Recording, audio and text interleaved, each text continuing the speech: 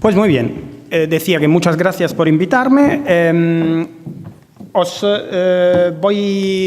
Voy a hacer, digamos, una premisa, digamos, una larga premisa que ocupará la mayoría de esta charla sobre un poco intentar reflexionar sobre de qué hablo cuando hablo de periodismo científico. Creo que es una premisa necesaria porque a veces hay un poco de confusión, se pone el periodismo, la divulgación, la comunicación, todo en una única caja. Es importante entender, digamos, hacia dónde vamos si hablamos de periodismo científico, si uno quiere plantearse hacerlo.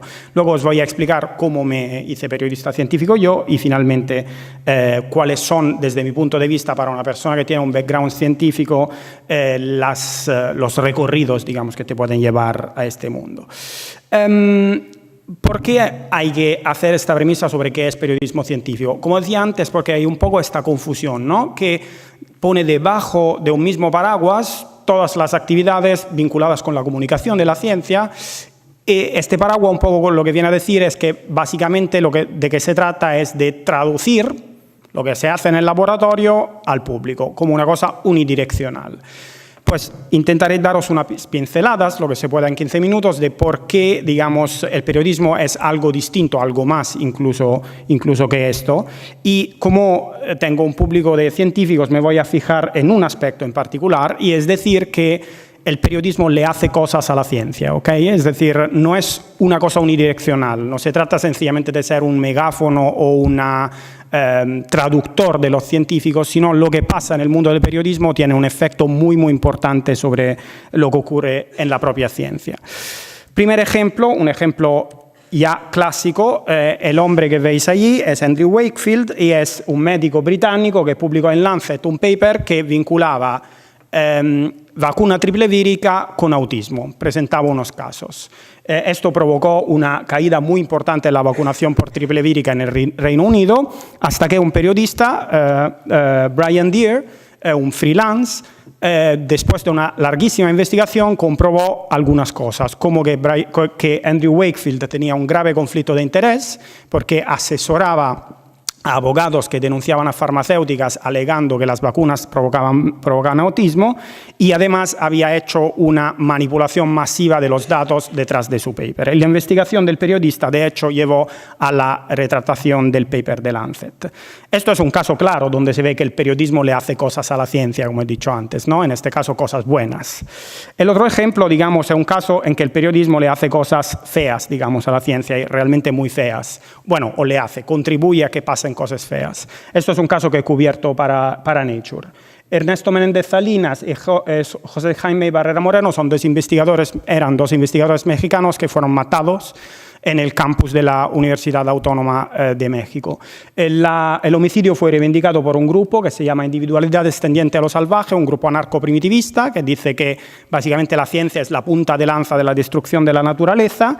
Y, digamos, estoy sacando a colación esta historia porque en las larguísimas reivindicaciones de este grupo en Internet citan publicaciones divulgativas, Wired, libros como Engines of Creation, que lo que tienen en común es una narrativa que oímos mucho en los medios, en la divulgación, que es la que se llama narrativa transhumanista, ¿no? Esta idea de que la nanotecnología, la biotecnología nos están llevando a un punto crítico después del cual nos liberaremos de las leyes de la evolución, podremos descargar el alma en un chip, alcanzaremos la vida eterna y cosas por el estilo.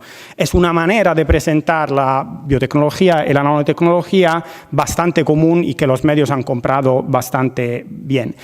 Entonces, no quiero decir que estas publicaciones causen estas muertes, evidentemente, pero sí que es un caso en que vemos que otra vez el periodismo le hace cosas a la ciencia y en este caso realmente cosas muy chocantes. Tercer ejemplo, un estudio clásico de los años 90 en el cual se vio que el hecho de que el New York Times reseñara un paper científico producía un aumento neto de las citas de ese paper científico. Es decir, un mecanismo básico de la ciencia, como las citas, que un paper cite otro paper, está influido por algo que teóricamente está fuera de la ciencia, ¿no? Como el periodismo científico. Bueno, se podría hablar mucho más, pero espero con estas pinceladas haberos dado una idea de que cuando, digamos, esta visión naive, un poco ingenua, de que, bueno, lo que se trata es sencillamente de traducir lo que dicen los científicos, aquí hay muchísimo más. Bueno, en primer lugar, esto es la selva, el periodismo científico me refiero. Y en segundo lugar, realmente el periodismo juega un papel realmente nuclear muy importante para la ciencia y siempre ha sido así. Entonces, digamos, ¿qué es un poco el ideal o cómo podría formular mi ideal de periodismo científico? Repito, os estoy soltando este rollo porque creo que es importante, si uno se plantea esto, plantearse si estas cosas le interesan, digamos, ¿ok? Bueno, el año pasado co-coordiné un proyecto impulsado por la Asociación Catalana de Comunicación Científica, apoyado por la FECIT y la Fundación La Caixa, donde el proyecto se llama PERCIENTEX, Periodismo Científico de Excelencia, donde intentamos, digamos, definir y monitorear buenas prácticas de periodismo científico. Entonces, estos son los criterios, digamos, el núcleo, el corazón de este proyecto, es decir, ¿qué consideramos buenas prácticas? Lo que hicimos básicamente fue bucear en artículos premiados a nivel internacional, códigos de buenas prácticas, trabajos destacados en congresos, etcétera, para definir lo que, digamos, se puede considerar buen periodismo. Entonces, no entro en el detalle, pero, digamos, se puede resumir poéticamente el sentido de estos criterios en la idea que básicamente el buen periodismo científico es básicamente buen periodismo. Entonces, esta formulación, digamos, que a mí me gusta mucho, de no hace falta solo poner más ciencia en el periodismo, sino también poner más periodismo en el periodismo científico. Y cuando digo más periodismo, ¿a qué me refiero? Bueno, podríamos utilizar la definición clásica que se le atribuye a George Orwell, es decir, periodismo es imprimir algo que alguien no quiere que se imprima, el resto son relaciones públicas. ¿Qué quiere decir esto? Quiere decir espíritu crítico, periodismo de investigación, innovación en los formatos, contrastar, denunciar, fijarse en las controversias. En otras palabras, intentar hacer un periodismo que sea científico, que sea necesario, que no sea ornamental, que se perciba tan necesario como el periodismo de política, de ciencia o de sociedad. Y de hecho, la buena noticia es que estos criterios luego los repartimos entre una cuarentena de voluntarios repartidos en todo el mundo, que durante 2 meses monitorearon 14 cabeceras en español, gallego y catalán. Nos faltaron voluntarios en euskera, es decir, que para la próxima edición, si alguien quiere apuntarse, fantástico. Y realmente encontramos cosas muy buenas. Aquí, en este enlace, tenéis la base de datos y es una lectura, son una treintena de artículos monitoreados en estos 2 meses, entonces es una muestra, digamos, que tampoco pretende ser exhaustiva, pero que da un ejemplo de que realmente se está haciendo buen periodismo y qué queremos decir cuando queremos decir hablamos de este periodismo de excelencia. Entonces, después de esta introducción que espero os haya servido para entender, digamos, de qué hablamos cuando hablamos de periodismo, es algo distinto a la divulgación y a la comunicación. Es decir, hay que ser buenos divulgadores, buenos comunicadores para hacer periodismo, pero hay que añadir este elemento más, digamos, que podríamos decir investigativo. Os explico un poco rápidamente cómo me he metido yo en este mundo. Yo soy físico, doctor en física por la Politécnica y actualmente soy periodista freelance. Es decir, no estoy en plantilla de ningún medio, aunque desde hace unos meses tengo un contrato de colaboración con el Periódico de Cataluña, lo cual, pero, digamos, sigo siendo freelance. Es decir, en lugar de pagarme por pieza, me pagan un monto, digamos, pero sigo colaborando con otros medios, etc. Cuando estaba en Italia, como podéis detectar claramente mi acento, soy italiano, empecé a colaborar con Galileo, que es la revista online de ciencia más antigua que había en Italia. Trabajaba gratis a cambio de que me formaran en periodismo. Luego me fui a Barcelona para hacer el doctorado en la Politécnica y pensaba que esto del periodismo iba a desaparecer y no, al contrario. Por el hecho de estar en España me salieron como pequeñas corresponsalías en Italia y además aquí eran tiempos precrisis, entonces había muchas oportunidades y me salieron cosas aquí. En particular, la Asociación Catalana de Comunicación Científica me dio un premio, un accésit a un premio, el premio Joan Uró, lo cual me permitió empezar a colaborar con Barcelona Televisión en un programa de ciencia que había entonces. Seguí haciendo mi doctorado en paralelo y aquí hago una paréntesis. El hecho de a veces se dice, para ser un buen periodista científico hay que tener un doctorado, hay que ser científico. Yo no tengo esta opinión. Yo creo que ayuda mucho, sobre todo porque te da una visión de dentro, digamos, del mundo de la ciencia, pero de alguna manera lo primordial es intentar ser buen periodista. Entonces, durante el doctorado me fui a la escuela de periodismo de verano del país, no a la escuela, el máster, digamos, sino a la escuela de verano. Conocí a un subdirector entonces del periódico, empecé a hacer las propuestas y por esa magia burbujeante de los tiempos precrisis, me dijo, bueno, hazme propuestas y te vamos incluso a pagar los artículos. Y entonces empecé a colaborar con el periódico.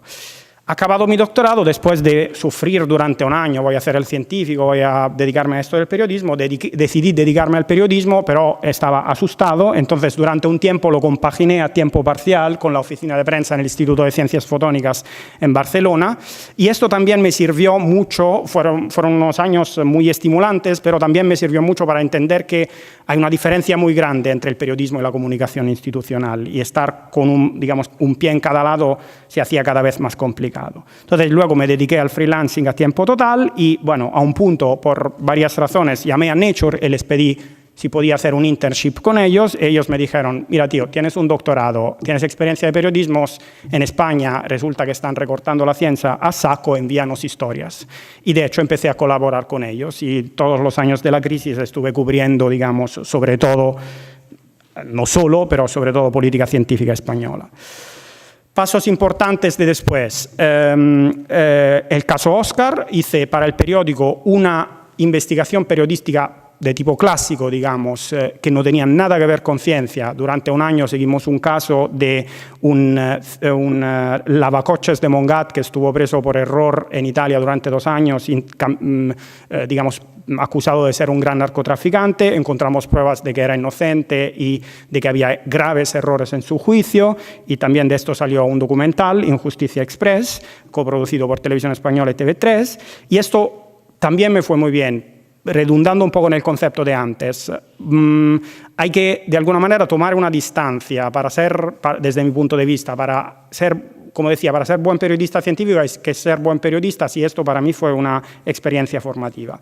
Después de esto tuve una hija, entonces decidí tomarme un sabático y efectivamente gané un sabático que ofrece un instituto en Heidelberg, que son 6 meses de sabático para periodistas científicos, y esto me sirvió para replantear mi carrera con más ambición, y ahora lo que hago, además del periodismo, digamos, del día a día, es montar grupos de periodistas internacionales, 2, 3, 4 periodistas de varios países, solicitar ayudas a fundaciones como el Journalism Fund, que financian periodismo de investigación, y hacer proyectos de largo alcance. El primer que hice, por el cual obtuve el European Science Writer of the Year en 2016, era un proyecto de investigación sobre el uso y el mal uso de la voz en los tribunales, de la fonética forense. Entonces, por ejemplo, transcripciones, identificaciones de hablantes en grabaciones y cosas por el estilo. Último punto, digamos que si uno quiere iniciar, bueno, una cosa importante, toda esta historia mía personal que os he explicado, la he explicado no porque creo que sea especialmente ejemplar, y no lo digo por modestia, sino porque realmente cada uno entra, digamos, en el mundo del periodismo científico por su propio recorrido, y es inútil, digamos, intentar seguir los pasos de antes, también porque es un mundo que está cambiando mucho, pero creo que os puede servir para haceros una idea de cómo funcionan un poco estas cosas. Entonces, si uno quiere iniciarse, tengo una mala y una buena noticia. La mala noticia es que las cosas están muy mal, la prensa vive una crisis multinivel, que es la crisis financiera, que se ha sumado a la crisis de modelo por la llegada de Internet, que se ha sumado a una crisis de la cual no se habla mucho, que es la crisis de vocación. Básicamente, el periodismo se ha acercado mucho al poder, se ha acercado por varios medios, se ha financiarizado mucho, o sea, los periódicos se han convertido un poco en corporación y han perdido su vocación. La buena noticia es que, sobre todo gente formada como vosotros, realmente, digamos, el periodismo no necesita que uno haga un doctorado en periodismo, es como hacer sillas, se aprende haciendo sillas, es decir, es un oficio, ¿ok? Entonces, consejos, digamos, o ideas que os pueden interesar. Si yo tuviera que empezar desde cero hoy, haría un internship. Aquí os he puesto un enlace de un blog, de un post de un blog que ha salido recientemente, donde hay una lista de internships que se pueden buscar. Uno se pasa 2, 3 meses en la redacción de Nature, de Science, de Economist, de Wired, se tira a la piscina, ve si le gusta y ve si no se hunde. Y además sale de esa experiencia ya con contactos, etc. También hay oportunidades formativas como máster y de escuelas de periodismo, pero realmente hay que escogerlas con atención porque a veces hay máster que lo mezclan un poco todo. Luego hay la vía que yo cogí, es decir, leer mucho periodismo científico, encontrar los medios a los cuales creemos que podemos proponerles algo, enviar un currículum y ya está, es casi la garantía que vaya a spam inmediatamente, digamos. Enviar una propuesta es otra historia. Pensar globalmente. Como os decía, el mercado está mal y en España está aún peor. Entonces, por ejemplo, en mi caso fue fundamental compaginar colaboraciones en España y en el extranjero. Asociaciones como la Asociación Española de Comunicación Científica o la catalana son una manera para empezar a moverse en este negocio, digamos, o en este mundo. Y ya acabo, congresos como el Congreso Europeo de Periodismo Científico, el Congreso Mundial de Periodismo Científico ofrecen grandes oportunidades de networking. Y luego organizaciones como el European Journalism Center o el International Journalism Network tienen mucha información. En particular, os recomiendo la mailing list del International Journalism Network, que cada semana te envía oportunidades de becas formativas, educativas, financiación de proyectos, además de una serie de ejemplos muy interesantes. Pues nada, ya está. Muchas gracias.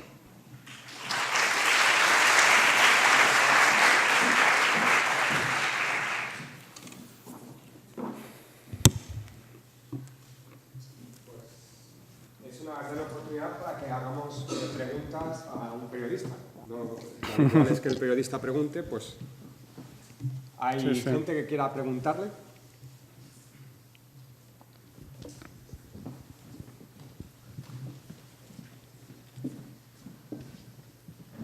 Gracias. Sí, respecto a las internships, ¿qué conocimientos o formación previa crees que es necesario tener para tener alguna posibilidad de que te acepten para un internship en alguna de estas revistas científicas? De hecho,